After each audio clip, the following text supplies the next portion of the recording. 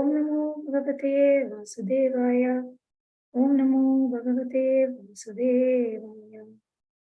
Om Ajnanatirmirandasya Jnananjana Shalakaya Chakshuram Militam Yena Tasmai Shri Gurave Namah.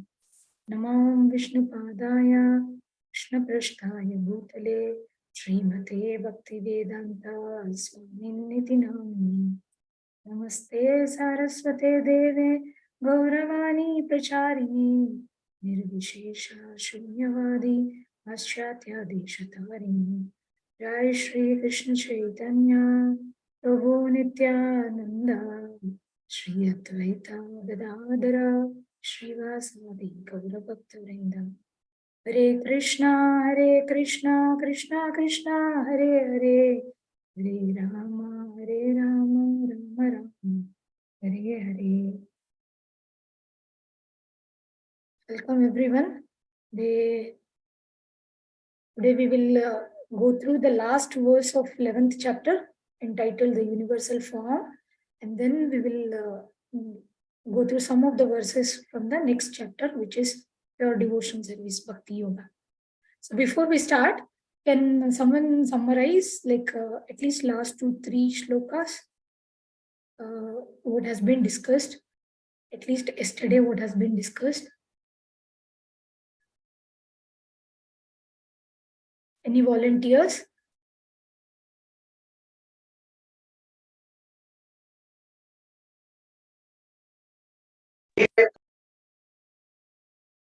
Yeah, Mataji. Go ahead, Mataji.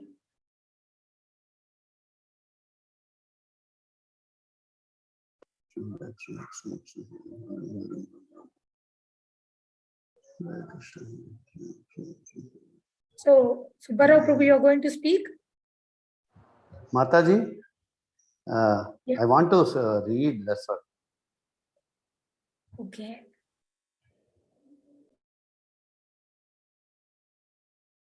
So, Nandini Mataji, you want to share?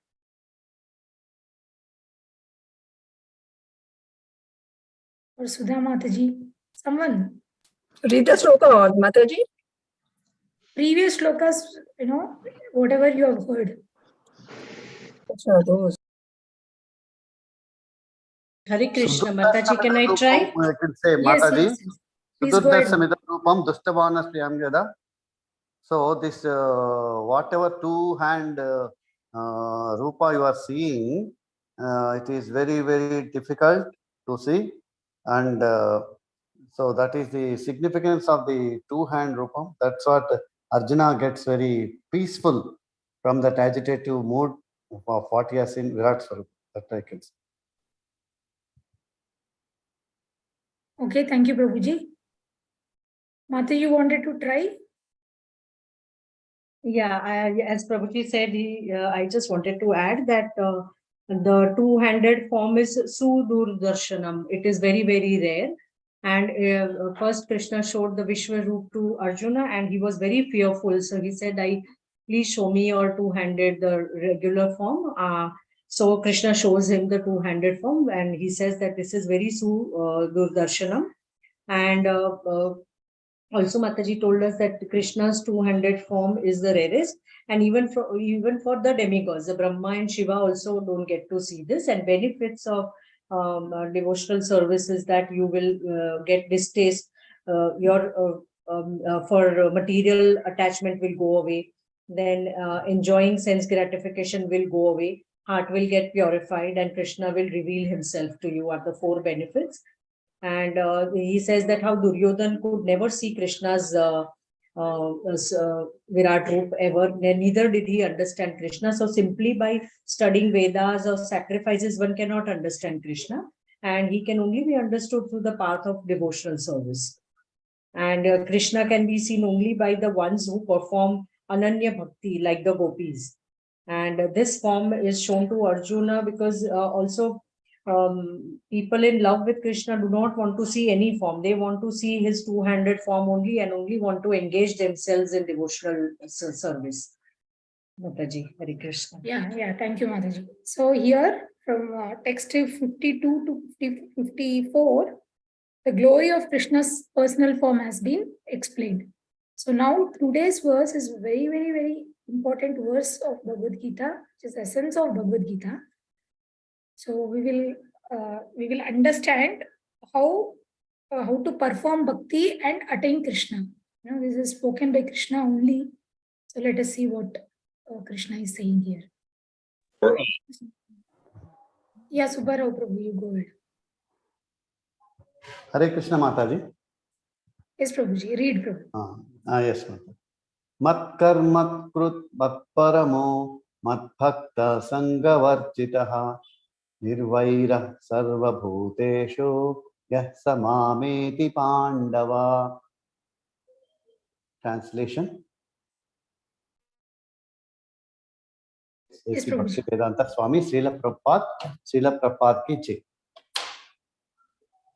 My dear Arjuna, he who engages in my pure devotional service, free from the contaminations of fruitive activities and mental speculation, he who works for me, who makes me the supreme goal of his life, and who is friendly to every living being, he certainly comes to me. Thank you, Purport, Prabhuji. Mataji, shall I read? No, we will not read purport. I will explain because it's a very, very big Hare Krishna purport. Mataji, thank you. Yeah. So here, in this shloka, which is most essential shloka of Bhagavad Gita, in this shloka, Krishna gives 5 ways of attaining him. So 5 ways of reaching Krishna, Krishna describes me. So the first is what? Mat karma krin. So he's saying, it means like you work for me. This karma which Krishna is describing here is not karma yoga karma. Or this is not karma kanda karma also, where you perform an activity for the fruitive results. So we already discussed previously 5 definitions of karma. I'm not sure how many of you remember this, but I'll repeat it. So karma is basically a work or an activity or action. Karma is called a work, a basic work or activity or an action. Karma can also mean reaction. Karma can also mean fruitive action, means a selfish activity done with an intention to get some material enjoyment. Then karma also means prescribed action that is recommended in the scriptures according to one's varna and ashrama. And the last definition of karma is a whole chain of actions and reactions. Now, when here Krishna is saying mat karma krin, means we have to take the first definition, which is action or activity or work. So Krishna is saying, so you work for me, which is mat karma, not some other karma. Work for me. And second, Krishna says mat paramo. So means what? He's saying consider me as a supreme. And the third, he says mat bhaktaha, become my devotee. And fourth, sangha varjitaha, means give up all material attachments or give up all sangha or attachment to this material world. Attachment to Krishna should be how it should be. It should be accompanied by anything that is unfavorable to Krishna consciousness. So when you are getting attached to Krishna, whatever is unfavorable to Krishna consciousness also we should detach at the same time. So that is what Sangha Varjita means here. Prabhupada gives very elaborate explanation for all this. We will go through it. But in a gist, I am explaining here. And the fifth point is Nirvairai Sarva Bhuteshu. So Nirvaira means do not have any hate or envy or negative feelings towards anybody, even if you don't approve their actions, even if you are against what they say or what they do, because you may know what is right thing, and they may do wrong things. You may not agree with them. You may disapprove their activities, but you should not develop any bitter feelings or negative feelings or grudge or hatred towards them. So Krishna here he says, Nirvaire Sarva Bhuteshu. Means he is saying, don't hate any living being. Sarva Bhuteshu, not only one person, but any living being. So you should not hate any living being. This is the teaching of Bhagavad Gita. Okay, so just imagine that we want to go to the God, but by hating another child of God. Is that possible? That child may be a little mischievous, no problem. But if we don't, if we hate that person, it is not considered to be, Krishna does not like it. If, for example, if a father has, parents have more than 10 children, or like maybe 4 or 5 children they have, and then one of the child is very disciplined and one is very mischievous. So if the disciplined child will start hating the mischievous child, will the father of both the children, will he be happy? No, right? So similarly, Krishna is saying here, one should not hate anyone, because that does not please Krishna. Then Krishna is saying, yeah, sa sama eti Pandava. So, O Pandavas, you will surely attain me if you do these 5 things. So, these 5 ways of reaching Krishna, Krishna has described. Now, let us elaborate more. So, first one is karmakrit, mat karmakrit. So, here, if you do Krishna karma, it is said, Prabhupada says, if you do Krishna karma, you will not get entangled for the actions that you have performed. So you will not incur any reactions for whatever karma you have performed. And what are the different kinds of, Prabhupada explains very elaborately here. So Prabhupada says, what are the different kinds of Krishna karma? So he says, Krishna karma means, like, if a businessman is there, then if he, whatever profits he is earning, he should offer all those profits to Krishna. And instead of constructing big buildings, for his own sense gratification, he can construct a nice temple for Krishna, and he can install the deities of Krishna and arrange for deities services. And also Krishna says that one should offer, we can go to the shop, buy the ingredients, different vegetables, come and cook for Krishna and offer it to Krishna, and then accept that whatever prasadam, that is the remnants of the Lord as a prasadam, accepting all these things. This is all considered to be a Krishna karma. These are all Krishna conscious activities. So Prabhupada also mentions, if one is not able to construct the temple, one can at least go to temple and clean the temple. One can engage himself in cleansing the temple of Krishna. And one can even cultivate a garden. And if not a big garden, at least worship Tulsi. You can cultivate Tulsi, pick flowers, and so many things like this. So all these works are considered to be Krishna, Krishna conscious activities. It is called work for Krishna. Okay. So it is called Krishna karma. So, and then the second thing, in the second Krishna says, Prabhupada mentions that mat paramo. Mat paramo means you are telling that considers, the one who considers Krishna as the supreme goal is mat paramo. So understanding Krishna's supreme position is what is mat paramo. Not just that. Krishna says, mat parataram nanyat aham sarvasya prabhu. So he says, I am there everywhere. So there are 2 aspects to this. Considering Krishna as a supreme. First one is understand that Krishna is supreme, and considering reaching Krishna as a supreme goal. These 2 aspects come under mat paramo. A devotee may aspire to go to Goloka or Vaikuntha. That's good. But a more deeper understanding, a devotee has, once a mature devotee, once a pure devotee, when you take a pure devotee, how they think that Wherever there is service for Krishna, let me serve Krishna. They will not think of a geographical location. It's not that they don't aim for eternal Krishna Loka, or not for, they don't aim for temporary Svargaloka.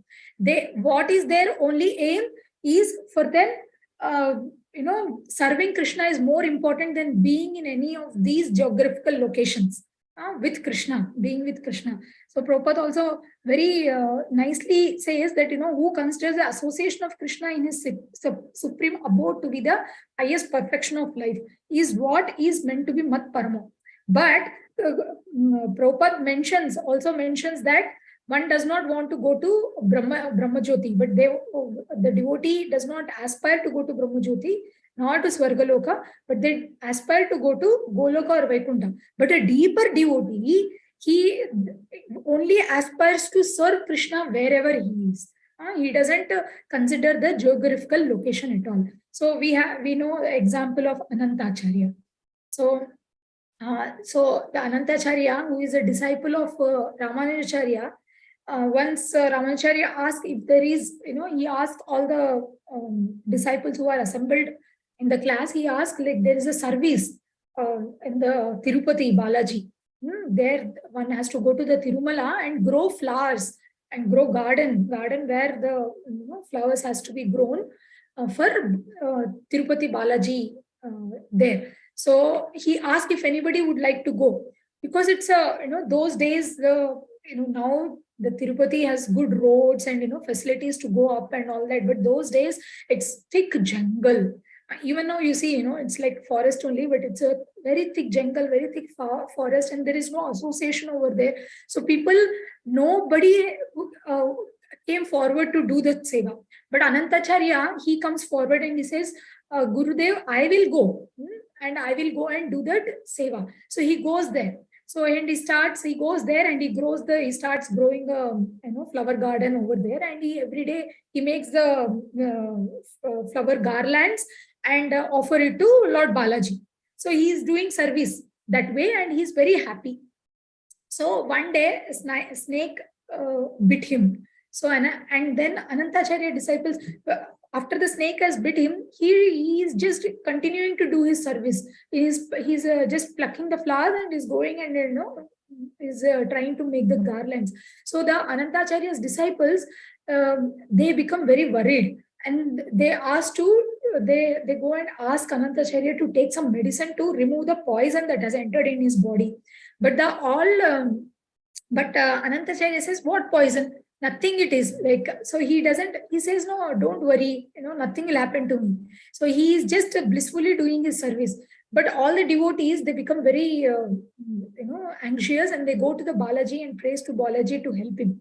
So Balaji personally comes to Anantacharya and he requests Anantacharya to take medicine. But what Anantacharya replies to the Lord, he says, which poison you are talking about? Oh my Lord, which poison you are talking about?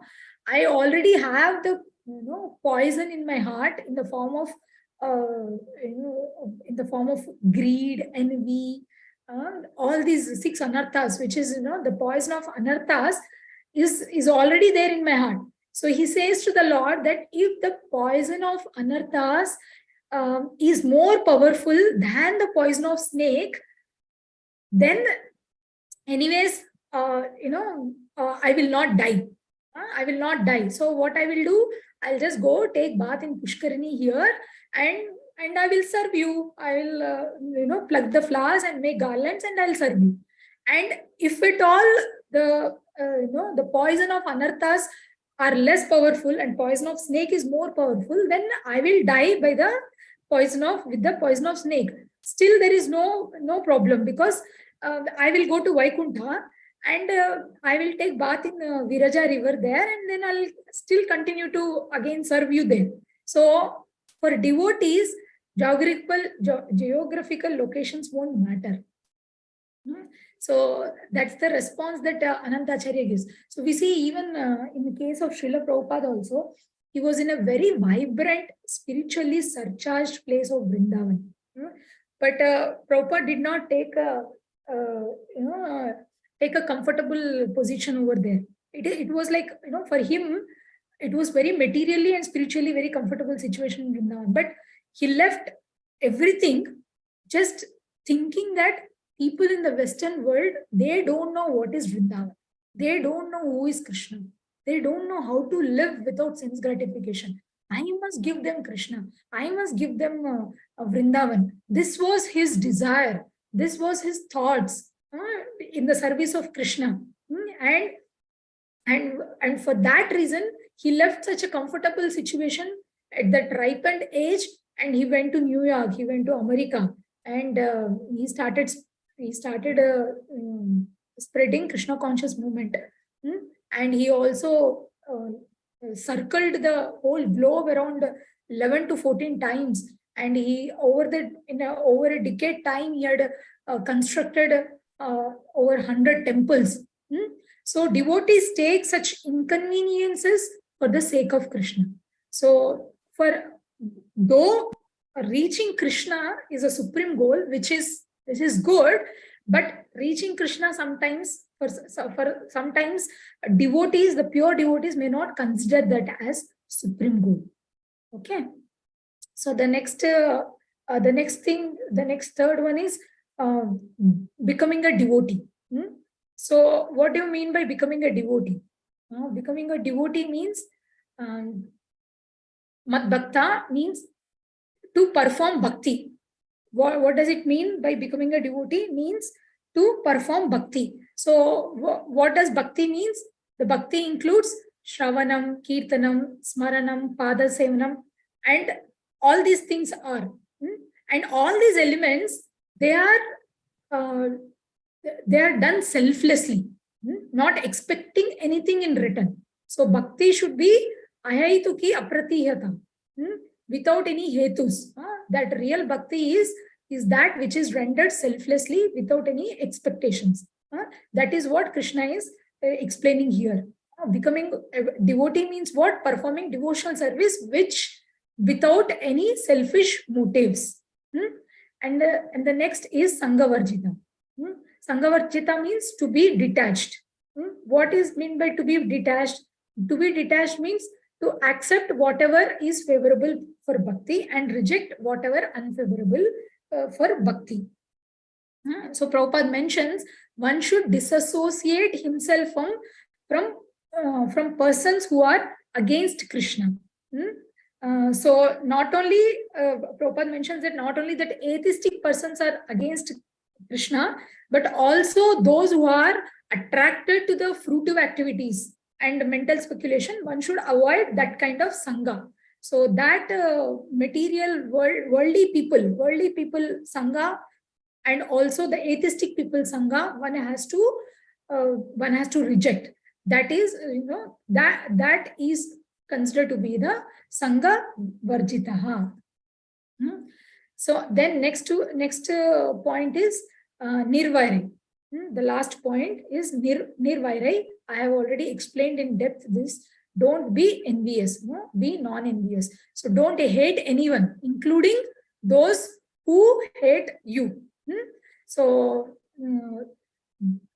like if you see those who become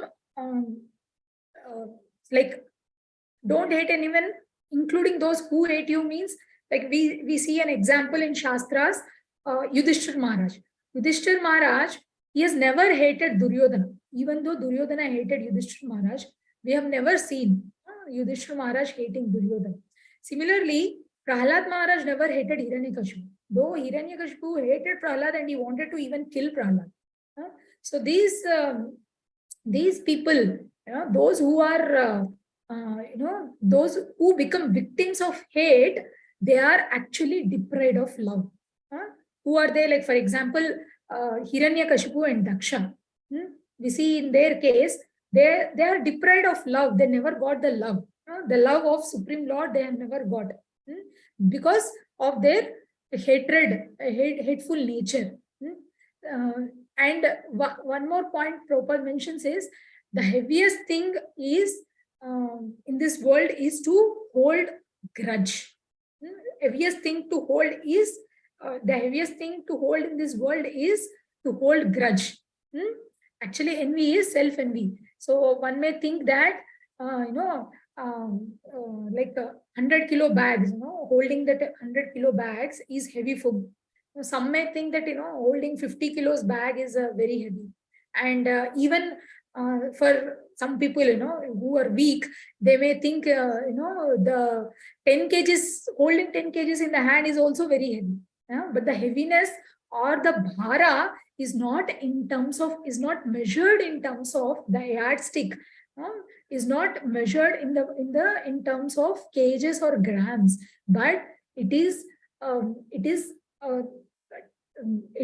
measured in terms of the heaviness of the heart one is holding in the heart. So if you are holding a grudge against person, then you are the most heaviest person. You are holding the most heaviest thing in the whole world, actually. So that has to be given up. That has to be given up.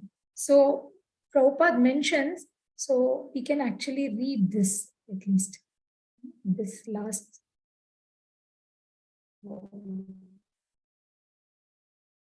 paragraph. Who can read? Any volunteers? Hare Krishna Mataji, can I read? Yes, Shilpa Mataji, yes. Yeah. From in summary, no? Yes, Mataji. Yeah. Hare Krishna. In summary, the universal form of Krishna, which is a temporary manifestation, and the form of time, which devours everything, and even the form of Vishnu, four-handed, have all been exhibited by Krishna. Thus, Krishna is the origin of all these manifestations. It is not that Krishna is a manifestation of the original Vishwaswarup or Vishnu. Krishna is the origin of all forms. There are hundreds and thousands of Vishnus, but for a devotee, no form of Krishna is important, but the original form, the two-handed Shyama Sundara. In the Brahma Samhita, it is stated that those who are attached to this Shyam Sundar form of Krishna in love and devotion can see him always within the heart and cannot see anything else. One should understand, therefore, that the purport of this 11th chapter is that the form of Krishna is essential and supreme.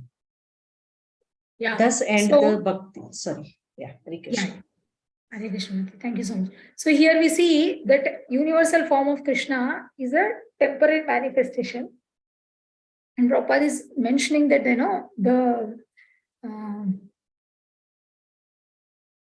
so Prabhupada is mentioning that Krishna is the source of all sources. So we know that, like one should understand that, that Krishna is like how we understand here, Krishna is source of all forms. Krishna's universal form, which is a temporary manifestation, has been revealed. And even the form of time, which devours, the Kala Rupa also has been shown to Arjuna here, which devours everything. And even Krishna showed the four-handed form of Vishnu. All these being exhibited by Krishna. Thus, we can understand that Krishna is the origin of all these manifestations.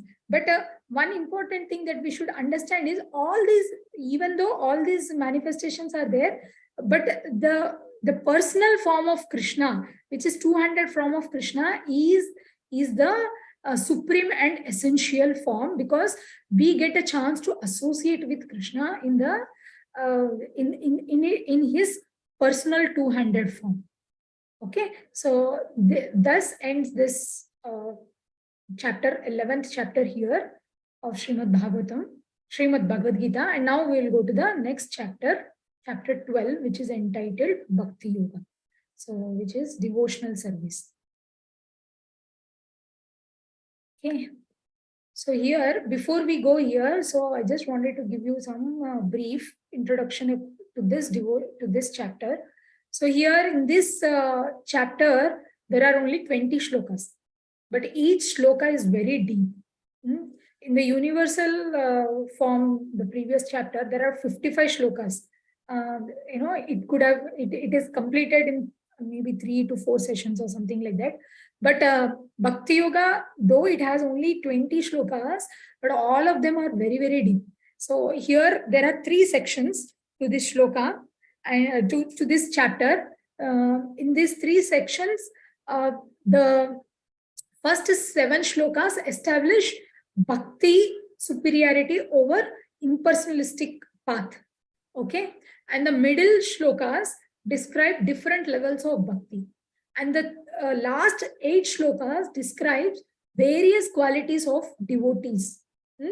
So a person who is now Krishna explains the devotional service and the divinity of the qualities that the devotees possesses when they are performing devotional service. That also is explained. So the last 8 shlokas are very important to cultivate as a sadhaka.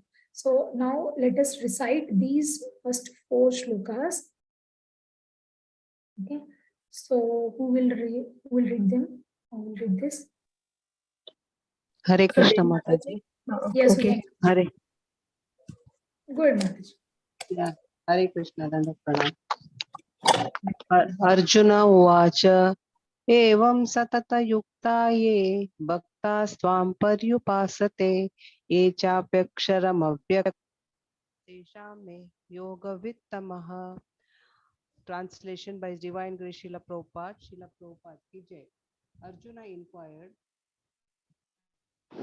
which are considered to be more perfect, those who are always properly engaged in your devotional service, or those who worship the impersonal Brahman, the unmanifested? Purport also I'll read, Mataji. Yes, Mataji. Yeah. Purport by His Divine Grace Srila Prabhupada ki Jai. Krishna has now explained about the personal, the impersonal, and the universal, and has described all kinds of devotees and yogis. Generally, the transcendentalist can be divided into 2 classes. One is the impersonalist and the other is the personalist.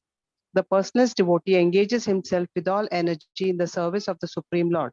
The impersonalist also engages himself not directly in the service of Krishna, but in meditation on the impersonal Brahman, the unmanifested.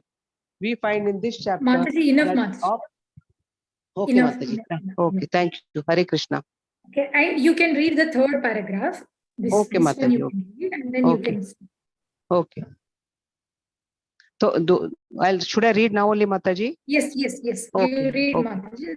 Okay. Those who worship the Supreme Lord directly by devotional service are called personalists.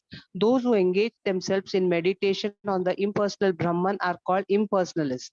Arjuna is here questioning which position is better. There are different ways to realize the absolute truth. But Krishna indicates in this chapter that Bhakti Yoga or devotional service to him is the highest of all.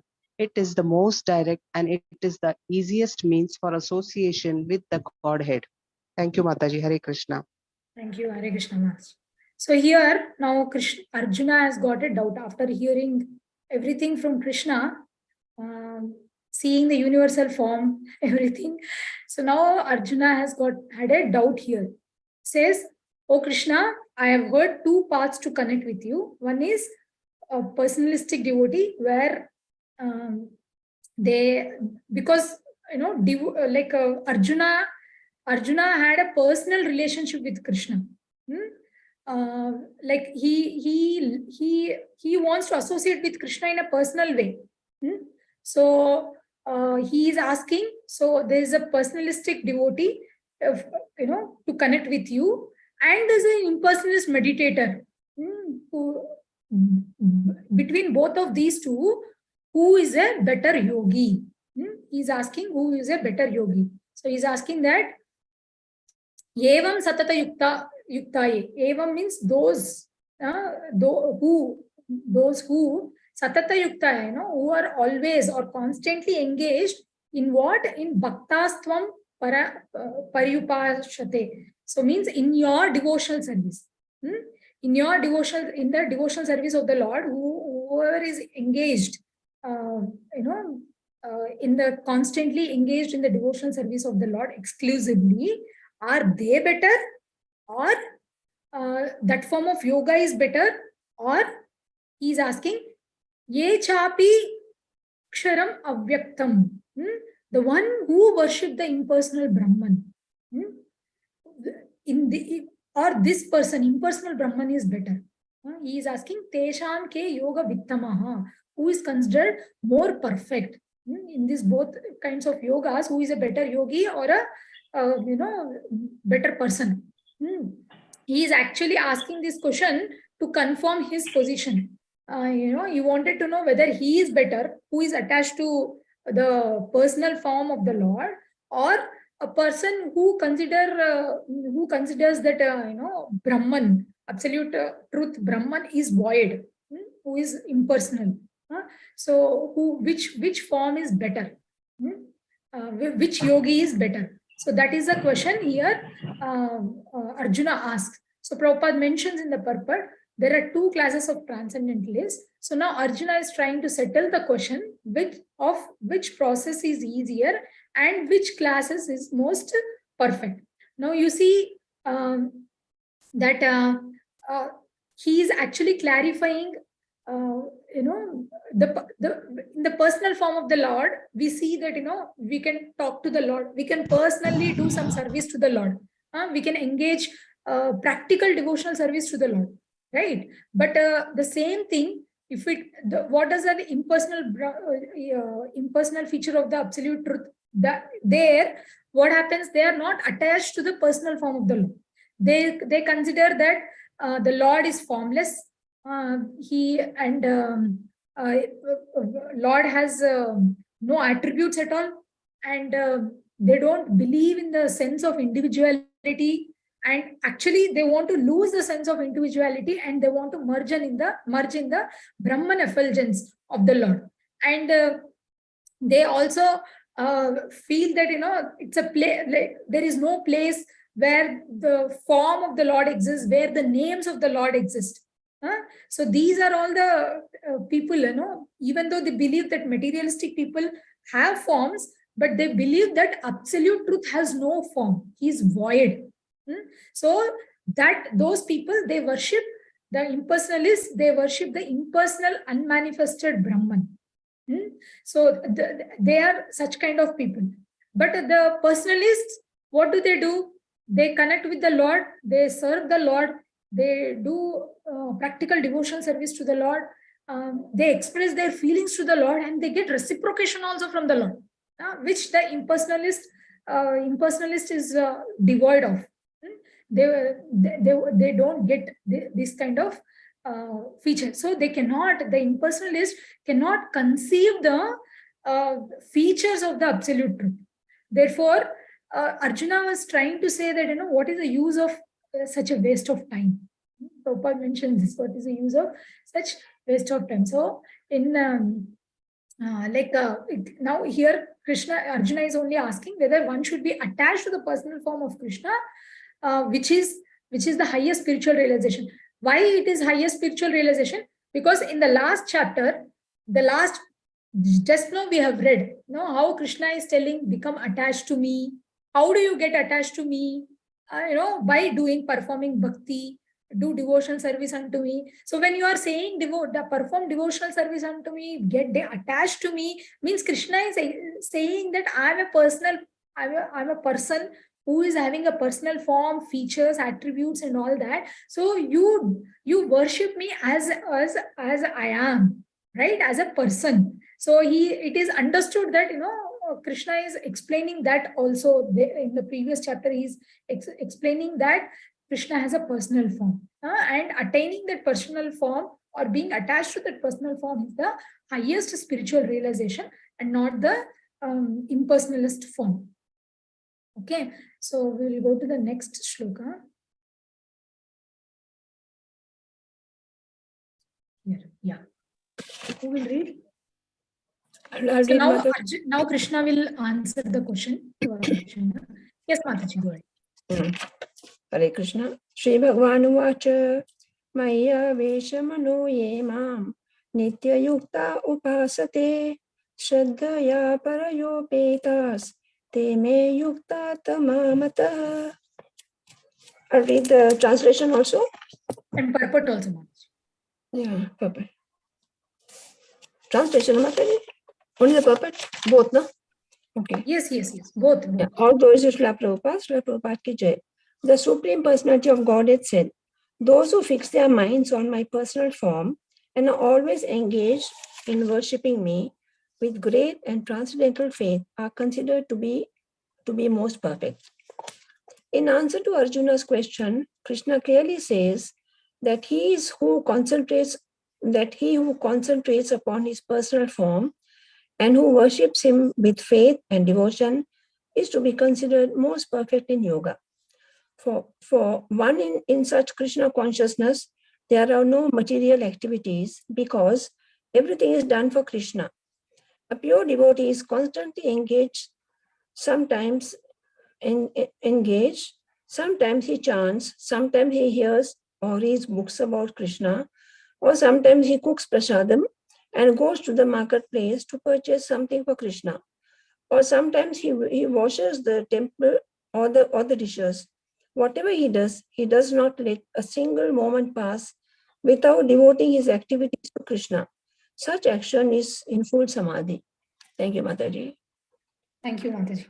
Okay, so now here Krishna is responding to Arjuna's question. So he himself is saying, my aveshya manoye mam. So he's saying, who fixes their mind on my personal form?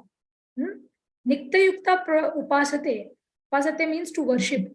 Always, nikta. Nitya means always, yukta means engaged. Always or constantly engaged in worshipping me. So you can see the personal aspects which Krishna is bringing out here. He's telling that those who fix their minds on the personal form of the Lord and also always engaged in worshipping him with shraddha, with great faith, and with great and transcendental faith, they are considered to be the most perfect. So Krishna is saying that between the impersonalist and personalist, the personalist is a better yogi. So Prabhupada is explaining here. We see, I have already explained in the previous 11.55 verse also, is what Krishna is repeating here. The same thing. There also Krishna said how to attain him.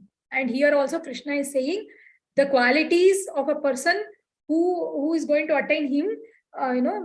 The better yogi is one who follows those qualities. So he is saying, we have already understood that one who is in Krishna consciousness, anything that they do, whatever activities they perform, there is nothing called, they don't discriminate, this is material activity, this is spiritual activity. Nothing. Everything, whatever they are performing, they dovetail in the service of Krishna. But at the same time, everything may be connected with Krishna. Even Maya is also connected with Krishna, right? So a devotee has to be very careful in not doing unfavorable Krishna conscious activities. That's why it is very important in that previous 11.5, 55th shloka is very, very essential shloka of Bhagavad Gita for all the sadhakas. Because we may think that, whatever I'm doing is, everything is in connection with Krishna. Yeah, right. But even Maya is also in connection with Krishna. Sometimes it tricks us. So we have to be very careful whether we are doing an activity for the pleasure of Krishna or for the pleasure of our own sense gratification. So that also we need to understand. So whatever activities that we are engaging, we have to constantly engage. Not only, once in a while, but constantly. And a pure devotee, Prabhupada mentions here, the pure devotee is constantly engaged in Krishna conscious activities like chanting, hearing, reading books. He cooks prasadam, he brings vegetables or purchases ingredients by going to the market, and he also comes and he washes the dishes, washes the temple, he cleans the temple. Whatever he does, he will not pass a single moment without devoting his activities to Krishna. Such action is in full samadhi. This is what Prabhupada is explaining. We'll read the third and fourth shloka. Who will recite?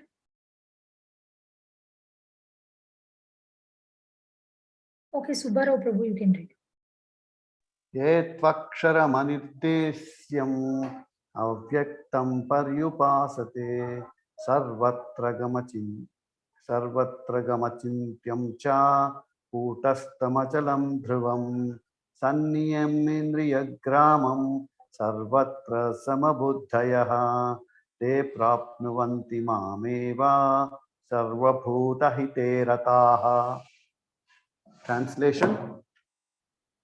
Yes, Prabhuji. Translation by His Divine Grace, A.C. Bhakti Vedanta Swami, Srila Prabhupada. You can read purport also. Yes, Mother. Translation and purport by A.C. Bhakti Vedanta Swami, Srila Prabhupada ki Jai. But those who fully worship the unmanifested, that which lies beyond the perception of the sense, the all-pervading, inconceivable, unchanging, fixed and immovable, the impersonal conception of the absolute truth by controlling the various senses and being equally disposed to everyone, such persons engaged in the welfare of all at last achieve me. Purport: those who do not directly worship the Supreme Godhead Krishna, but who attempt to achieve the same goal by an indirect process, also ultimately achieve the same goal, Sri Krishna. After many births, the man of wisdom seeks refuge in me, knowing is all. When a person comes to full knowledge after many births, he surrenders unto Lord Krishna. If one approaches the Godhead by the method mentioned in this verse, he has to control the sense, render service to everyone, and engage in the welfare of all beings. It is inferred that one has to approach Lord Krishna. Otherwise, there is no perfect realization. Often, there is much penance involved before one fully surrenders unto him. In order to perceive the super soul within the individual soul, one has to cease the sensual activities of seeing, hearing, tasting, working, etc. Then one comes to understand that the Supreme Soul is present everywhere. Realizing this, one envies no living entity. He sees no difference between man and animal, because he sees soul only, not the outer covering. But for the common man, the method of impersonal realization is very difficult. Hare Krishna Mataji. Thank you. Hare Krishna. Thank you, Prabhuji. So now we saw in the beginning of this chapter, Arjuna had asked, like a personalist devotee worships Krishna also, and even impersonalist meditator worships impersonal Brahman. So who is better? Then Krishna explains answers to his question, saying that pure devotees of Krishna or like impersonalists are most perfect in yoga. Then what about the other category, the impersonalist meditator? So now Krishna is explaining the process of impersonal Brahman worshipping, how do they worship, and also how do they reach the destination. They also reach the destination. That is what even Arjuna said. There's two ways to reach you. One is by using with personalist way, and another one is impersonalist way.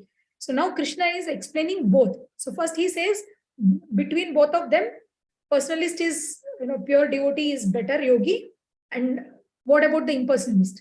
So now he is saying in this third and fourth shloka that those who fully worship the unmanifested, means in a Brahman realization, which is impersonal realization, it is beyond sense perception.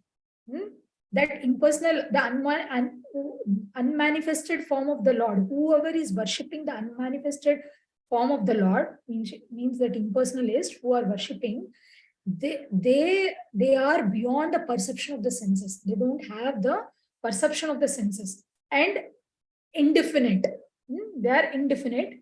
They consider that Lord is inconceivable, and the Lord is all pervading. It's the Lord is all pervading because he's void. Lord is void. He cannot be changed, unchanging. He is fixed. He is immovable. Means there are no personal features. That is what Krishna is explaining again here. This is the impersonal conception of the absolute truth. What do they do? How do they achieve? How do these are the qualities of the people who consider what are the impersonalists consider the impersonal conception of the absolute truth is like this. They consider that the Lord does not, the Lord is in the unmanifested form. He is only void. He does not have any form, personal features, and is beyond the personal perception of the senses. You cannot perceive this personality, the Lord, and he is inconceivable. He is not changing. He is unchangeable. He is fixed. He is immobile. These are the ways that they consider. They consider the Supreme Personality of Godhead as in the form of impersonal conception. Okay, we know that there are three forms, right? One is absolute truth, personal, impersonal, Brahmeti, Paramatmeti, Brahman, Paramatma, and Bhagavan. Bhagwan, right? Yeah, Bhagwan. So of the three that Brahman features, Krishna is explaining how they worship, what they consider the Brahman feature as. The impersonalists consider the Brahman feature as these qualities. And now after that, in the fourth shloka, he is saying how do they attain that Brahman, which they consider personal, that Brahma Jyoti as the absolute truth. How they achieve? How do they achieve? They achieve by the process of controlling various senses, and by equally, by being disposed equally to everyone, and they engage in the welfare of everyone. They engage themselves in the welfare of all, and at last, by doing all that, such persons achieve the impersonal Brahman. This is how they achieve. So this is what is Krishna is trying to explain about the impersonalist who attain Krishna. So now Prabhupada mentions here those who do not directly worship the Supreme Personality of Godhead, they achieve the same goal by indirect process, right? So, but Krishna himself says in Bhagavad Gita that Bahunam Janmanam Ante, he tells, right, after many births, a person understands Krishna as Vasudeva Sarvamiti. Krishna is the source of everything. He is the ultimate Supreme Personality of Godhead. So when a person comes to that knowledge after many births, then that person will surrender to Krishna. But that surrender process will not happen immediately. That involves lot of penance, lot of tapasya. After a lot of tapasya, after going through many births and deaths, then only that person becomes Mahatma. Then only that person will understand that the Lord has a personal form. Otherwise, many people consider, many think that Lord has no form, and then I'll go and merge in the impersonal feature of the Lord. So that is their conception. So Prabhupada mentions very beautifully, in order to perceive the super soul within the individual soul, that Paramatma concept, one has to stop the sensual activities of seeing, hearing, tasting, working, etc.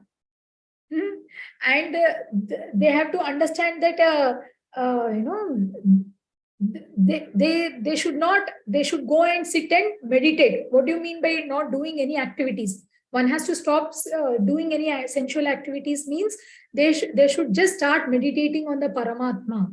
Then one comes to an understanding that the Paramatma is present everywhere, and they will think, then they will understand, okay, that Paramatma is there in every living entity. So because Paramatma is there in every living entity, he will not differentiate between a living entity and a human being and even an animal, because he is seeing the soul everywhere. And because of that, he does not even envy any living entity. This is the process that one gradually develop. After many births, one starts seeing like that. And at the end, he will understand that, oh, Krishna is also a person. But for the impersonalist, the method of for us, for a people who, for a personalistic person, or the person who meditates on Paramatma and who meditates on the Bhagwan feature of the Lord, for them the method of impersonal realization is very difficult. They cannot conceive that Lord does not have any form. When we have form, how do we exchange love? Love cannot be exchanged if a mother and father is there, or between wife and husband, and between two people, any two people you take in this material world, how the love is exchanged? It is exchanged by loving reciprocations between the two people, right? So if there is no reciprocation, if you think that Krishna is impersonal form and there is no reciprocation that comes from Krishna, if you're not experiencing that, then how can you really feel blissful? We cannot get that ananda at all. That ananda that one derives from the impersonal feature of the Lord is very, very tucha, insignificant actually. But the person who gets the ananda when he realizes the personal feature of the Lord is greater. Like you see how the gopis of Vrindavan, they're always in the absorption of Krishna, always wants to serve Krishna. And even though Krishna is not there, because of meditating on the personal aspects of Krishna, they are fully Krishna conscious. They are getting more ananda. They are getting so much ananda, and sometimes they think that Indra is much better, because Indra has got he got a curse, and he has eyes all over his body. And that Indra can see Krishna with so many eyes, but we have got only two eyes. How can we see Krishna only with two eyes? These two eyes are not sufficient. That's how the feelings of a pure devotee is. They can express such kind of feelings, but an impersonalist, he cannot express such feelings. He doesn't understand the personal form of the Lord, and he cannot realize this kind of ananda, because he is not able to exchange that kind of relationship with the Lord. Okay, that is what Krishna is saying. So now, if the impersonalists also attain Krishna, then what is the foundation for Krishna saying in the second shloka that the personalist devotees are superior attainers of Krishna? So that is explained in the further shloka, in the next shloka. So Krishna explains how troublesome this path of impersonalism is. So he explains in text 5th, which we will hear in the next session. Thank you so much. If anyone has any questions, any comments, any comments?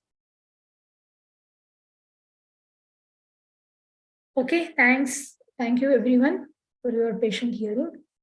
Very nice explanation, Mataji. Hare Krishna, Mataji. Mataji, can I ask a question? Yes, Mataji.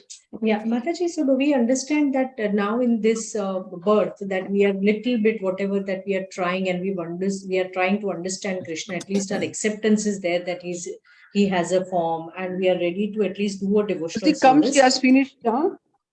So do we understand that we have taken so many births, and earlier births we were into Brahma Jyoti realization, and now after so many births we have come to devotional or personal realization. Is it so, Mataji?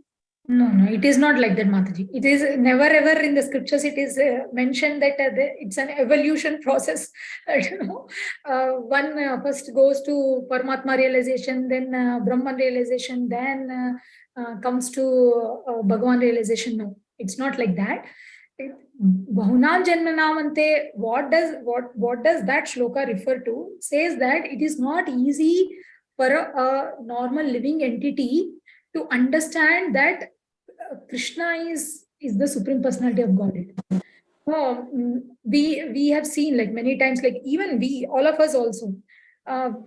First of all, we don't know what is pure devotional service. We don't do pure devotional service. We always want to enjoy our senses, right? That is the goal. So to enjoy the senses, whoever gives, fruity results, we go to them, right? So that is what Krishna is saying. It's very, very rare soul who will understand that, Krishna is the Supreme Personality of Godhead and completely surrender to Krishna. The complete surrender, even though now we are all by Krishna's mercy and by Prabhupada's mercy and by some devotees' mercy, we have come across this Bhagavad Gita and the process of Krishna conscious movement. But how much we are really up to the stage where scriptures are asking us to perform ahituki bhakti. We know the concept theoretically, but that is not enough. Practically, we should apply it in our lives. That practical application, when we strive for it, we may fail, we may again get up, and then we may fail again, we may get up, and one day we will develop complete faith when we progressively and continuously, without any hindrance, continuously engage ourselves in the service of the Lord and his devotees. We will come to that stage one day. That is what is that stage, reaching that stage is very rare. That is what it means, Mataji. It does not mean that we have come from Brahma Jyoti. Mataji, this ahituki bhakti is pure devotee. Is it pure bhakti? Yes, ahituki means you don't, no expectations. No expectations of whatever service you do. You're not expecting anything out of it. It is completely for the pleasure of Krishna. I do this activity only for the pleasure of Krishna. And if something goes wrong in that, you don't blame Krishna. Oh, I try to do this for you, but sometimes it happens. When we are cooking, we may cook some ingredient, and it may turn out to be not so good. And someone may comment, hey, what is this? You have put little salt, extra salt. We may cook for the Lord, Rajbhog, and someone may comment that, there is extra salt in the preparation. Of course, we have to be very careful while cooking for the Supreme Personality of Godhead. But even, even though if we make some small mistakes, we should not think, oh Lord, I have been trying to do such seva for you, but what is this comment that I'm hearing? No, you should not think like that. We have done for the pleasure of the Lord, and whatever mistake we have done, we should consider, okay, it is a mistake from my side. It's a little disservice from my side. I could not please the Supreme Lord or please his devotees. But Krishna is so kind. Even if I had put extra salt, Krishna has kindly accepted my offering, and he made it as he turned it to be a prasadam. So that kind of attitude we should have, not complaining attitude. Yeah. Because we can't taste also, no? So we do it with a good heart. Sincerely we make whatever we have to offer. Thank you, Mataji.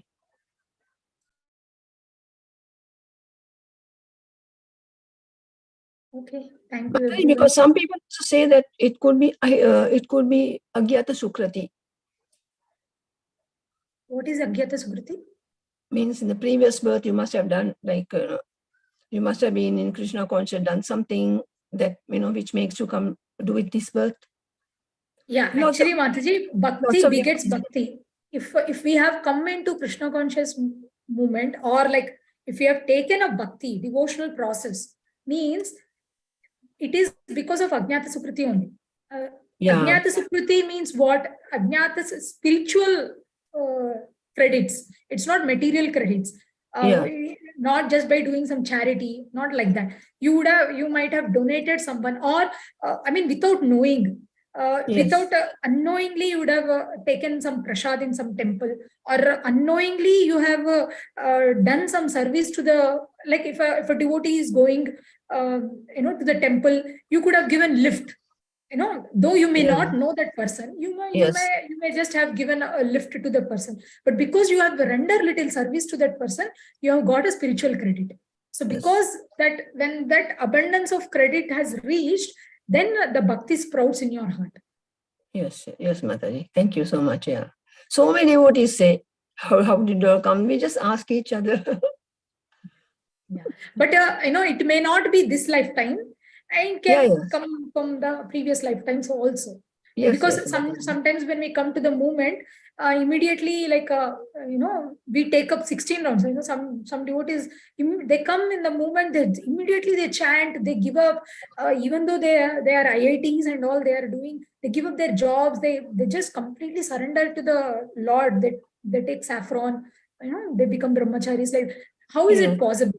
It's not easy. Yes, for them it is like that only, from the previous birth and all that.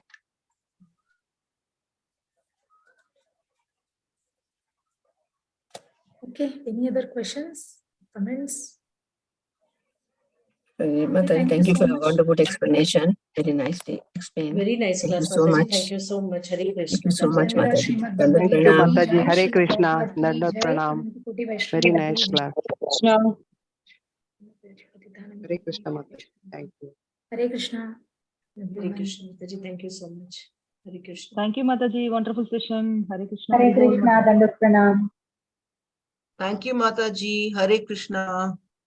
Hare Krishna, Hare Krishna, Mataji. With all Mataji. your permission, Mataji, shall I end the session, Mataji? Thank you so Yes, much. yes, yes. Please go ahead. Thank you, Mataji.